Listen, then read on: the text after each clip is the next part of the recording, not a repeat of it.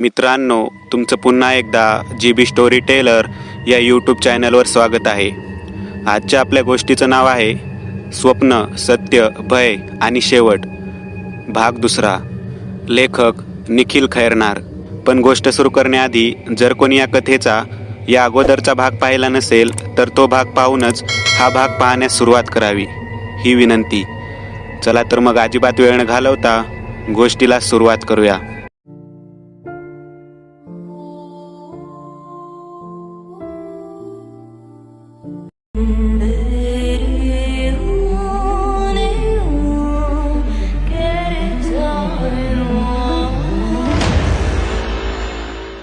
महाराजांना आता चिंता आवेशची तर होतीच, पण महत्त्वाची चिंता होती ती काळ पुढचे पाऊल काय उचलू शकतो, त्याच्या शक्तींना मर्यादा किती आहेत, असे अनेक प्रश्न महाराजांच्या डोक्यात सुरू होते. आवेश रमाबाई तर काहीही बोलण्याच्या स्थितीत नव्हते.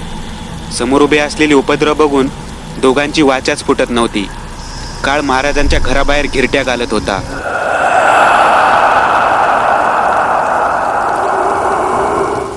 विष्णू हा फक्त महाराजांच्या आदेशाची वाट बघत होता.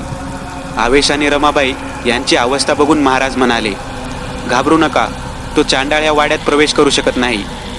माझ्या मंत्रोच्चाराने पवित्र केलेले धागे मी चारही कोपऱ्यांना बांधले आहे. कोणतीही नकारात्मक शक्ती आत प्रवेश करू शकत नाही. तुम्ही तिकडे बघू नका, फक्त पूर्ण तयारी केल्याशिवाय मी त्याच्याशी लढू शकत नाही. असं बोलून महाराज प्रवेशद्वाराजवळ गेले आणि काळचे निरीक्षण करू लागले. डाव्या बाजूकडून उजवीकडे घिरट्या घालणारा काळ महाराजांना त्यांच्याकडे येताना बघून एका जागी थांबला. त्याचे आग ओकणारे पिवळे डोळे, त्यात लाल रेग, धिप्पाड शरीर, लांब नखे, मजबूत पंजा, मगरीसारखे पाय, सैतानाचे रूप होते ते. महाराजांकडे नजर रोखून उभं होतं ते उपद्रव. बाहेर पाऊस चालू होता. त्याचे विस्कटलेले केस त्याच्या चेहऱ्यावर आले होते. ते भयानक रूप बघून महाराजांच्या तोंडून आपसूक निघाले, हे महादेवा, शक्ती दे मला या उपद्रव्याशी लढायची. महाराजांचे हे वाक्य संपताच त्या उपद्रवाने त्याचे डोळे बंद केले. महाराज एक पाऊल मागे सरकले. एखाद्या जनावरासारखे ते उपद्रव बसून होते. काही वेळाने विजा कडाडल्या. ते भयावह डोळे उघडले आणि एक घोगरा आवाज बाहेर पडला, काय रे भल्लेश्वर. तो आवाज मध्येपर्यंत गेला. मध्ये आवेश रमाबाई यांचा थरकाप उडाला. आवेशला कालची रात्र आठवली. मला अडवणार का तू? आहे तुझ्यात इतकी हिंमत? तुझा देव पण माझं काही करू शकणार नाही रे. तू तर शून्य आहे माझ्या समोर. पहिले स्वतःला तर वाचव, नंतर त्याला वाचवायचा विचार कर. त्याच्या चेहऱ्यावर आता एक हास्य, एक क्रूर हास्य उमटू लागले आणि महाराजांचे भाव आता रागात बदलू लागले होते. कारण त्याने एक प्रकारे महाराजांना आवाहनच दिले होते. ते उपद्रव जोराने हसू लागले होते. संपूर्ण परिसरात त्याचा आवाज पसरला होता. आवेश रमाबाई यांचा तर घसा कोरडा पडला होता. विष्णू तसा धीट होता, पण तो महाराजांच्या आदेशाबाहेर नव्हता. म्हणून तो त्याच्या जागेवरच उभा होता आणि सगळे प्रकार बघत होता. काय रे भटा, मला आव्हान दिले. मी बाहेर आलो आहे तुझ्या जगात. तुला आव्हान दिले. तू वाड्याबाहेर पण येणार नाही का? आणि पुन्हा हसू लागला. महाराजांना कळून चुकले की ही त्याची चाल आहे. प्रचंड तपस्येनंतर सिद्धी प्राप्त झालेले सिद्ध पुरुष होते ते. महादेवाला आवाहन करणारा तुझा अंश तरी काय आहे? ऐक, तुझे आवाहन मी स्वीकारतो, पण त्याचे उत्तर मी योग्य वेळ आल्यावर देईल. मागच्या वेळेस मी तुझा बंदोबस्त केला होता, ह्या वेळेस कायमचा बंदोबस्त करेल मी तुझा, हे करारे आवाजात म्हणाले. शब्द आहे या महादेवाच्या भक्ताचा, भल्लेश्वराचा. वातावरणात बदल होऊ लागला. ढग मोकळे होऊ लागले. त्या उपद्रवाने आभाळाकडे एक नजर टाकली. त्याचा राग त्याच्या चेहऱ्यावर स्पष्ट दिसत होता. कारण महाराजांना वाड्याबाहेर बोलवण्याचा त्याचा प्रयत्न फेल ठरला होता. भटा, दम नाही रे तुझ्यात, पण कधी पण येशील तर जीव गमावशील. माझा अंत नाही रे. पूर्ण ब्रह्मांडात माझा अंत कोणी करू शकत नाही. माझा अंत फक्त मी आहे. असं बोलून एखाद्या जंगली जनावरासारखा उड्या मारत ह्या झाडावरून त्या झाडावर असं करत दिसेनासा झाला. महाराजांनी आभाळाकडे नजर टाकली. आभाळ मोकळे होते. सूर्याची किरणे पडू लागली होती. त्यांना कळून चुकले होते की ते सूर्यप्रकाशात कमजोर पडते, म्हणून काढता पाय घेतला. महाराज पुन्हा आपल्या कक्षेकडे आले. आवेश रमाबाई अक्षरशः थरथरत होते. महाराजांनी त्यांना आधार दिला. घाबरू नका, प्रत्येक गोष्टीला उपाय आहे, याला पण असेलच. मला आजची रात्र आणि उद्याचा अर्धा दिवस द्या फक्त. मी पूर्ण तयारी करून ठेवतो. बाहेर सूर्यप्रकाश पडला आहे, तो आता येणार नाही. वेळ आहे आताच, घराकडे निघा. त्याचा जन्म झाला आहे तिथेच त्याचा अंत होऊ शकेल, म्हणून तुम्हाला निघावे लागेल. तसा आवेश घाबरत म्हणाला. पण महाराज, घाबरण्याचे काही कारण नाही. विष्णू तुमच्या घरी येईल, तुम्ही निघा. तुमच्या मागे तो पण येईलच. तसे रमाबाई आणि आवेश महाराजांच्या पाया पडून निघाले. आवेशने गाडी काढली खरी, पण त्याचा जीव धडधड करत होता. सूर्याची किरणं पडत होती, पण ती अगदी तुरळक. घरी जाण्याच्या रस्त्याकडे नजर टाकली तर त्या गर्द झाडीतून जाणाऱ्या रस्त्यावर कणखर देखील प्रकाश पडत नव्हता. नको नको ते विचार आवेशच्या डोक्यात फिरत होते. रमाबाई देवाचे नाव पुटपुटत होत्या. इकडे महाराज विष्णूला काही सूचना करतच होते की अचानक त्यांना काही आठवले. विष्णू, इथून जायचा रस्ता पूर्ण जंगलाचा आहे. तिथे एरवी देखील सूर्याचे किरण पडत नाही. हो महाराज. तर विष्णू, ते अजून जर गेले नसतील तर जाऊन त्यांना अडव, नाहीतर अनर्थ होईल. पळ. तसा विष्णू पळतच सुटला आणि बाहेर गेला. वाड्यासमोर त्याला कोणी दिसले नाही. त्याने रस्त्यावर नजर टाकली. त्याला ते वस्तीबाहेर जाताना दिसले. विष्णू पळत जाऊ लागला आणि आवाज देत होता, आवेश, ओ बाई. पण उशीर झाला होता. ते दोघे निघून गेले होते. विष्णू धापा टाकत वाड्यात आला. महाराज, ते निघून गेले. महाराज चिंतेच्या स्वरात म्हणाले. हे महादेवा. विष्णू, तुला निघायला हवे आता. कोणते साहित्य लागतील ते तुला माहीत आहे. सगळं घे आणि निघ पटकन. आणि आपल्या हातातील धागे काढत महाराज म्हणाले, हे आवेशच्या पूर्ण कुटुंबाला दे आणि आवेशला पण दे. त्यांना बांधायला सांग आणि घराच्या आजूबाजूला नकारात्मक शक्तीला अडवणारे मंत्र उच्चारण करून घे आणि तुझे कायमचे काम कर. जा लवकर. तसा विष्णू मोजक्या वेळात आवरून महाराजांकडे आला आणि त्यांचे आशीर्वाद घेत म्हणाला, निघतो मी महाराज. त्याच्या डोक्यावर हात ठेवत महाराज म्हणाले, काळजी घे विष्णू. आणि अजून एक, लढायचे आहे. काही बरं वाईट झाले तरी मागे हटू नकोस. विष्णूने होकारार्थी मान हलवली आणि बैलगाडी काढून निघायची तयारी करू लागला. इकडे आवेशने 2 ते 3 किमीचे अंतर पार केले होते. रमाबाई थोड्या अस्वस्थ वाटत होत्या. आवेश, अरे जरा पटकन चल. जंगलाचा रस्ता काढ पटकन. तसा आवेश म्हणाला, हो आई, कच्चा रस्ता आहे, चिखल आहे सगळीकडे. रमाबाई मनातल्या मनात कधी रस्ता संपेल जंगलाचा असा विचार करत होत्या. घनदाट झाडे होते. 5 वाजले असले तरी संध्याकाळचे 7 वाजल्यासारखे वातावरण होते.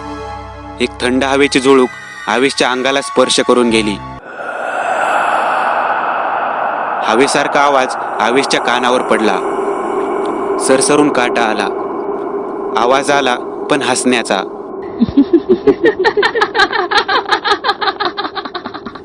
आवेश थरथरू लागला. आई, तुला कसला आवाज येतो आहे का ग? आधीच घाबरलेल्या रमाबाई असा प्रश्न विचारताच त्या अजून घाबरल्या. नाही रे, कसला आवाज? मला नाही आला आवाज. तुला भास झाला असेल. चल पटकन.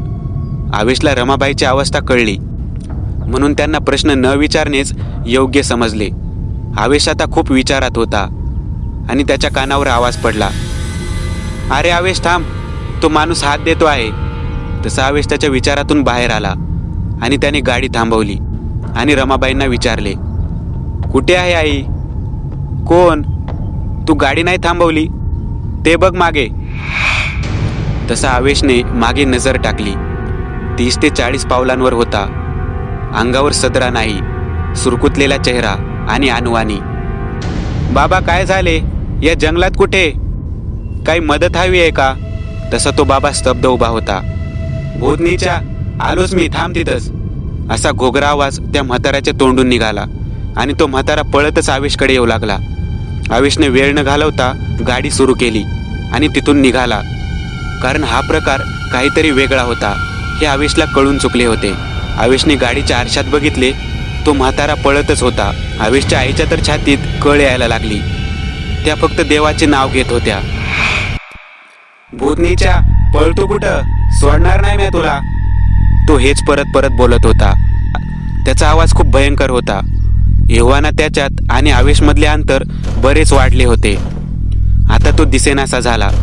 इकडे विष्णूनेही जंगलाचे बरेच अंतर पार केले होते. पक्ष्यांचे येणारे आवाज हे कायमपेक्षा खूप वेगळे होते. त्याला कळायला वेळ लागला नाही की दुष्टशक्तीने सावजावर हल्ला करायला सुरुवात केली आहे. काही अंतरावर जाताच आवेशची गाडी अचानक बंद पडली. काय झाले? गाडी थांबवू नको आता. आवेश, चल पटकन. आई, बंद पडली आहे, उतर बरं जरा. तशा रमाबाई गाडीवरून उतरल्या आणि म्हणाल्या, हे देवा, रक्षण कर रे आमचं. मोजक्या मिनिटाचे अंतर आहे आता जंगल पार करायला. आवेशचे गाडी सुरू करायचे प्रयत्न सुरू होते. भूतनीच्या, मी इथंच आहे, चालू दे तुझं. घोगऱ्या आवाजात ते हास्य. आवेशने रमाबाईचा हात पकडला आणि आवाजाच्या दिशेने बघितले. आवेश, रमाबाई दोघे आता थरथरू लागले.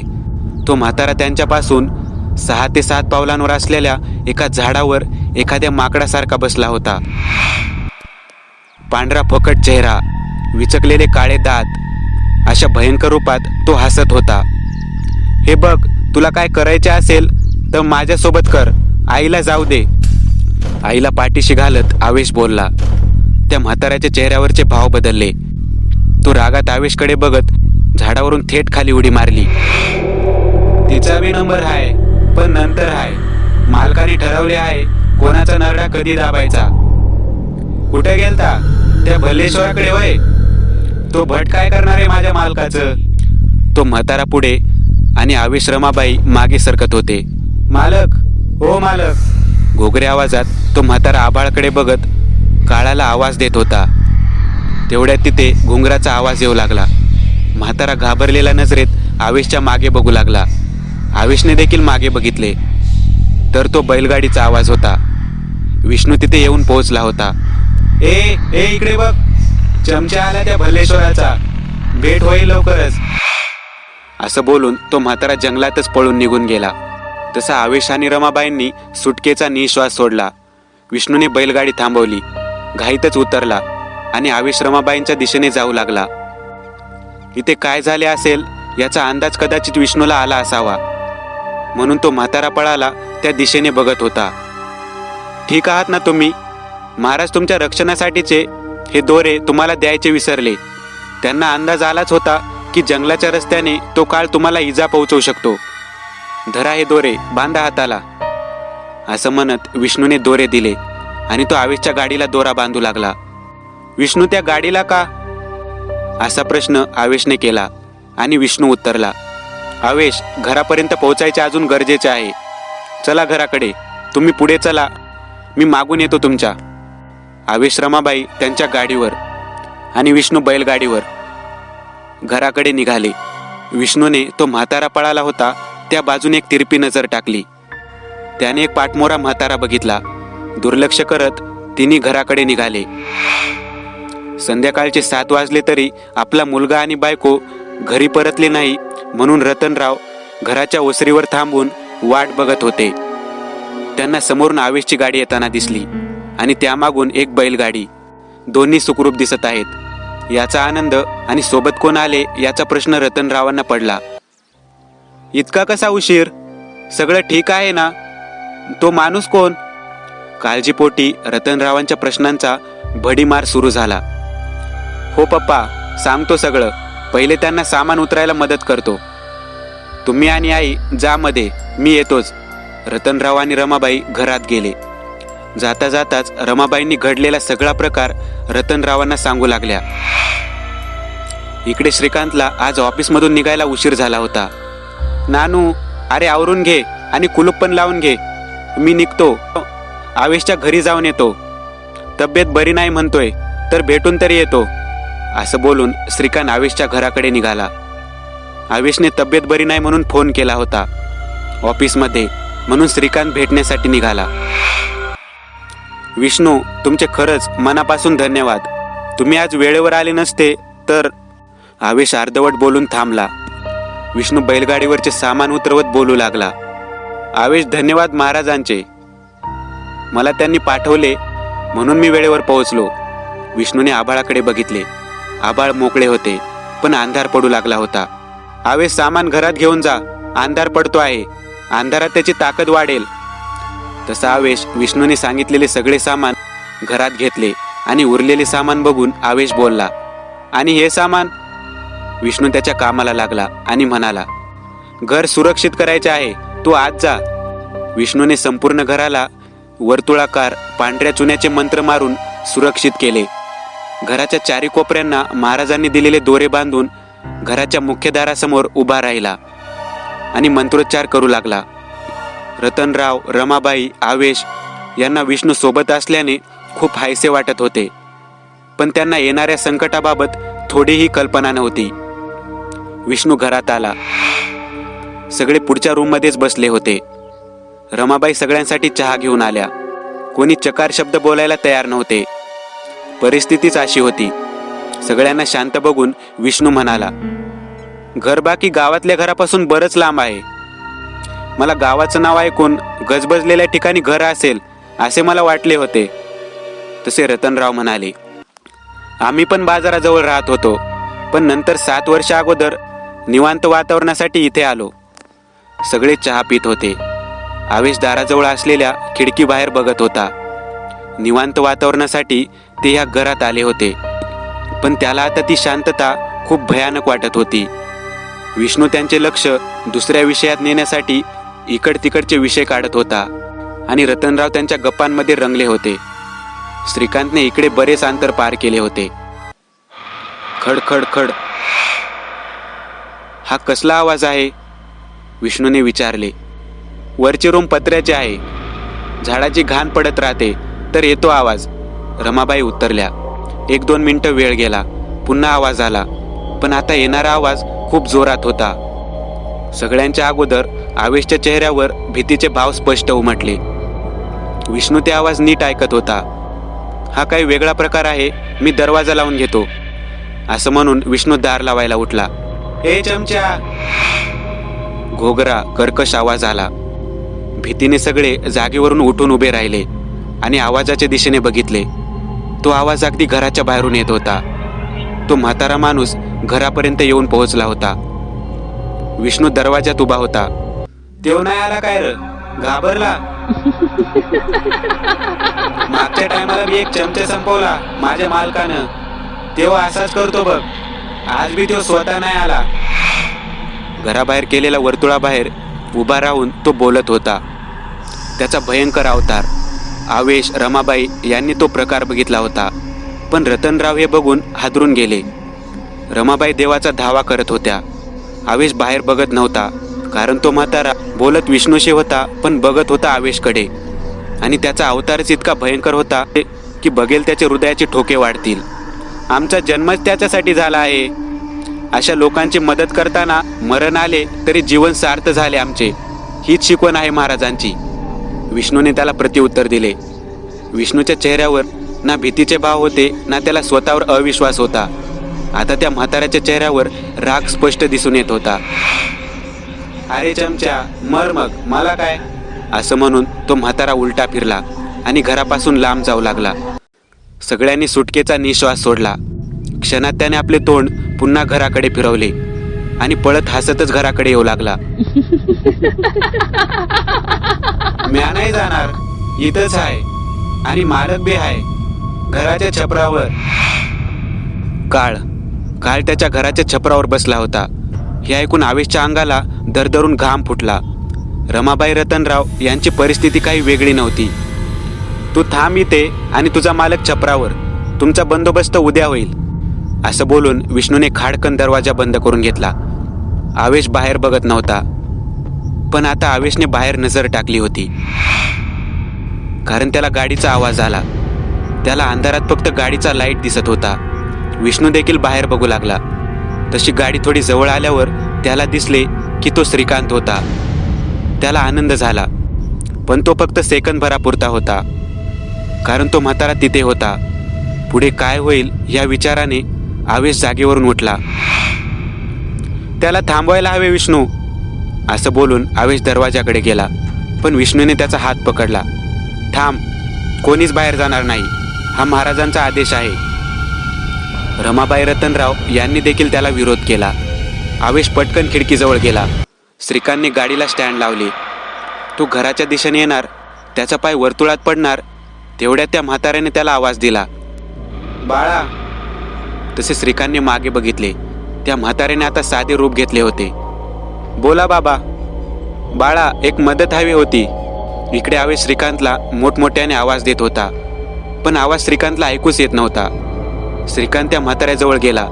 हे बघून आवेश बोलला, विष्णू, त्याची मदत करा, वाचवा त्याला, मी पाया पडतो तुमच्या. विष्णू जागेवरून उठला, पण दरवाजा उघडत नव्हता. विष्णू दरवाजा उघडायचा प्रयत्न करत होता आणि आवेश श्रीकांतला आवाज देत होता. म्हातारा वर बघून क्रूर हास्य करू लागला आणि एक नजर आवेशकडे टाकली आणि पुन्हा श्रीकांतकडे बघितले. माझं मालक आहे, त्यासनी तुझी मदत हवी आहे. तसं श्रीकांत खांद्यावर हात ठेवत म्हणाला, बोला ना बाबा, काय मदत हवी आहे. म्हातारा केविलवाना चेहरा करत म्हणाला, त्यासनी भूक लागली आहे, काही खायला मिळेल का. हो, का नाही, माझा मित्र या समोरच्या घरात राहतो, इथून आपण काहीतरी घेऊ खायला. कुठे तुमचे मालक. तेव्हा म्हाताऱ्याच्या चेहऱ्यावर क्रूर हास्य उमटले. तो बोलला, मालक बी तिकडेच आहे, आणि छपराकडे इशारा केला. पण श्रीकांतची नजर पहिले घराकडे गेली आणि त्याला खिडकीत आवेश दिसला. तो काहीतरी बोलत होता, पण श्रीकांतला काहीच ऐकू येत नव्हते. तो पुढे पाऊल टाकणार तेवढ्यात म्हाताऱ्याने बघितले की त्याचा पाय त्या वर्तुळात पडणार आहे. म्हाताऱ्याने लगेच त्याचा हात पकडला आणि त्याला थांबवले. वर बघ, ते छपरावर. श्रीकांतने वर नजर टाकली. पिवळसर डोळे जे आग ओकत होते, विस्कटलेले केस, धिप्पाड शरीर, लांब नख, मजबूत पंजा. श्रीकांत ते उपद्रव बघून धक्क्याने खाली पडला. मागे मागे सरकू लागला. तसा काळ क्रूर हास्य करत त्याच्याकडे बघू लागला. आता श्रीकांतने त्या म्हाताऱ्याकडे बघितले. त्याचे रूप आता पूर्णपणे बदलले होते. श्रीकांतला अजून धक्का बसला. त्याला काय होतंय काय नाही काहीच कळत नव्हते. श्रीकांत उभा राहणार तेवढ्यात म्हातारा त्याच्या मानगुटीवर बसला. मालक, मालक, पकडला आहे मी याला, या मालक. तशी काळने छपरावर एखाद्या हिंस्र प्राण्यासारखी उडी घेतली. एखाद्या मांसाहारी प्राण्याला भूक लागल्यावर चवताळतो तसा काळने म्हाताऱ्याला एका हाताने जोरात झटका दिला. म्हातारा दूर जाऊन पडला. काळाची ताकद अगणित होती. त्याने एकाच हातात श्रीकांतला पकडून पुन्हा छपरावर उडी घेतली. धाडकन आवाज आला. आवेशला आता रडू आवरत नव्हते. विष्णूला पण कळून चुकले की आता संपले सगळे.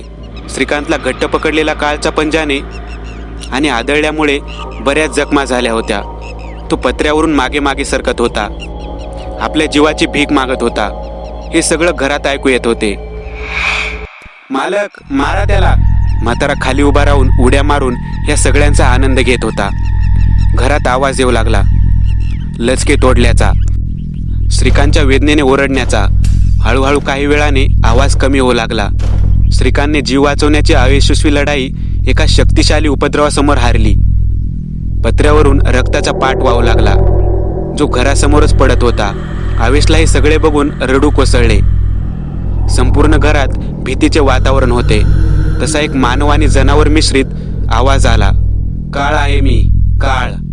अशी गर्जनाच त्या उपद्रवाने केली.